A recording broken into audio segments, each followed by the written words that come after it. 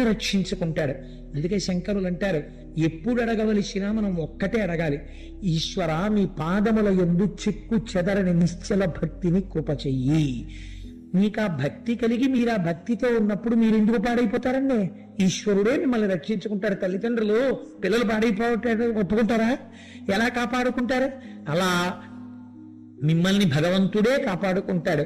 ఇంత గొప్ప విషయాన్ని మనకి ఆవిష్కరించి అంతటి అంధకాసురుడు చిట్ట చివరికి ఏ స్థితిని పొందారో, శుక్రాచార్యుల వారు ఎంత గొప్ప స్థితిని పొందారో, ఎంత భక్తితో నిలబడ్డారో మీరు చూడండి.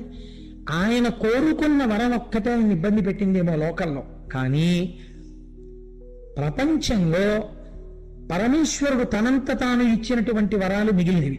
ఏది? శుక్రస్థానం ఇచ్చాడు, దీదీప్యమానం చేసింది. నీవు ఉదయించే వేళలో ధర్మకార్యం జరిగితే ప్రకాశిస్తుందన్నాడు.